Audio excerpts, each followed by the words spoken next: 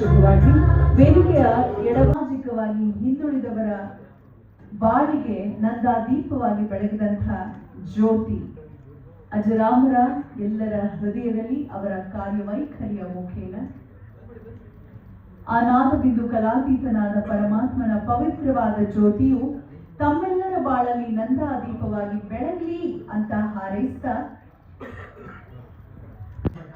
ಪೂಜ್ಯ ಶ್ರೀ ದೇವಿಕಾನಂದ ಮಹಾರಾಜರ ಆಶೀರ್ವಾದ ಪಡೆದು ಈ ಕಾರ್ಯಕ್ರಮ ಆರಂಭ ಮಾಡಿದ್ದಾರೆ. ನನಗೆ ಈ ಜಾಗಕ್ಕೆ ಬಂದಾಗೆಲ್ಲ ನೆನಪಾಗೋದು 30 ವರ್ಷಗಳ ಹಿಂದೆ 30-35 ವರ್ಷಗಳ ಹಿಂದೆ ಈ ಜಾಗದಲ್ಲಿ ಪರಾಗ್ ಹೋಟ್ಲ್ ಇತ್ತು. ಇಲ್ಲಿ ಪ್ರೆಸ್ ಕಾನ್ಫರೆನ್ಸ್ ಮಾಡ್ತಾ ಇದ್ರು. ನಾನು ಹೇಳಿದ 35 ವರ್ಷದಿಂದ ನಾನು ಕಾಲೇಜ್ ಡೇಸ್ ಅಲ್ಲಿ ಅವತ್ತು ದೇವರಾಜ್ ಅರಸರು ಇದ್ರು.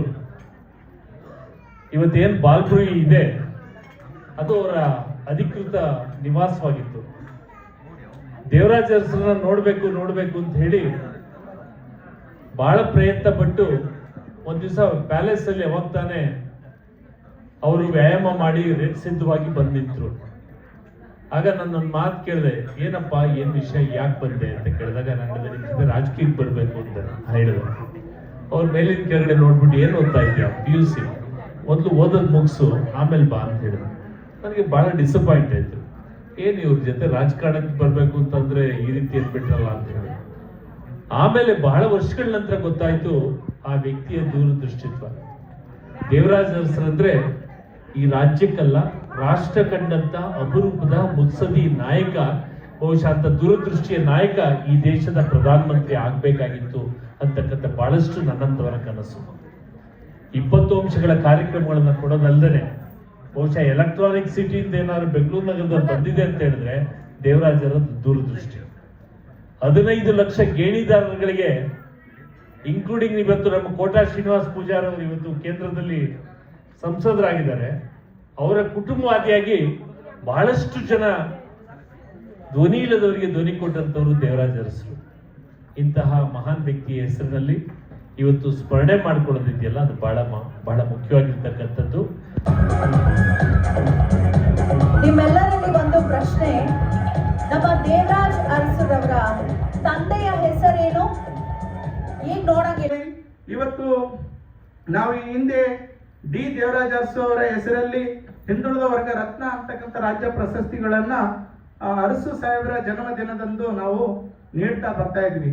ಇವತ್ತು ಈ ನಾಡಿನಲ್ಲಿ ಉದ್ಯೋಗ ಕ್ಷೇತ್ರದಲ್ಲಿ ಆಗಿರ್ಬೋದು ಮತ್ತು ಎಲ್ಲ ಕ್ಷೇತ್ರದಲ್ಲಿ ನಮ್ಮ ಅರಸು ಸಾಹೇಬರ ಕೊಡುಗೆ ಅಪಾರ ಇದೆ. ಈ ಕರ್ನಾಟಕಕ್ಕೆ ಕರ್ನಾಟಕ ಅಂತಕ್ಕಂಥ ಹೆಸರು ಕೊಟ್ಟಿರ್ತಕ್ಕಂಥವರೇ ಡಿ ದೇವರಾಜ ಅರಸು ಅವರು. ಇವತ್ತು ಕರ್ನಾಟಕ ಹೆಸರು ಇಡಕ್ಕೆ ಅದೆಷ್ಟೋ ಹೋರಾಟಗಳು ಆದವು. ಯಾರು ಮಾಡದಂತ ಕೆಲಸ ಡಿ ದೇವರಾಜ ಅರಸು ಸಾಹೇಬರು ಮಾಡಿದ್ರು. ಜೊತೆಗೆ ಒಂದು ಚಲನಚಿತ್ರ ರಂಗದಿಂದ ಹಿಡಿದು ಹಳ್ಳಿಯ ಜನರ ವಾಸ್ತವ ಸ್ಥಿತಿವರೆಗೂ ಕೂಡ ಅರಸು ಅವರ ಚಿಂತನೆಗಳು ಇದ್ವು. ಆ ನಿಟ್ಟಿನಲ್ಲಿ ಇವತ್ತು ಎಲ್ಲ ಸದುಪಯೋಗ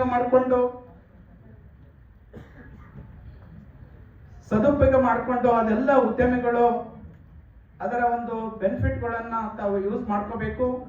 ಜೊತೆಗೆ ತಾವೆಲ್ಲರೂ ಕೂಡ ಈ ಕಾರ್ಯಕ್ರಮಕ್ಕೆ ಆಗಮಿಸಿ ಈ ಒಂದು ಗುರುಗಳ ಒಂದು ಆಶೀರ್ವಾದ ಮತ್ತು ಸಾಧನೆ ಮಾಡಿರ್ತಕ್ಕಂಥ ಸಾಧಕರ ಒಂದು ಅಮೃತ ಹಸ್ತದಿಂದ ಡಿ ದೇವರಾಜ ಅರಸು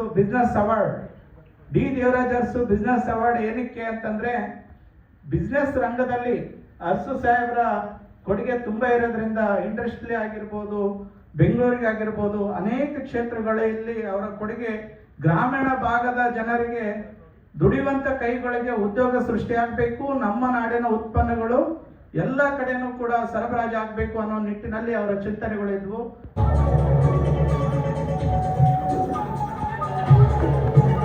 ಉಡುಪಿ ಜಿಲ್ಲೆಯ ಹೆಮ್ಮೆಯ ಪ್ರಭಾಕರ್ ಸೋಮಪ್ಪ ಅವರು ಬಾಂಬೆಗೆ ಚಿಕ್ಕ ವಯಸ್ಸಿಗೆ ಹೋಗಿ ಅಲ್ಲಿ ತರಬೇತಿಗೊಂಡು ಸಮಾಜವನ್ನು ಕಟ್ಟಿ ಉದ್ಯೋಗ ಮತ್ತು ಶಿಕ್ಷಣ ಬೆಳೆದಾಗ ಈ ದೇಶ ಹೇಗೆ ಬೆಳೆಯುತ್ತದೆ, ಸಮಾನತೆ ಇದ್ದರೆ ಮನುಷ್ಯ ಹೇಗೆ ಶಾಂತಿಯಿಂದ ಬದುಕುತ್ತಾನೆ, ಕೆಳಮಟ್ಟದಿಂದ ಯಾರಾದರೂ ಹುಟ್ಟಬಹುದು.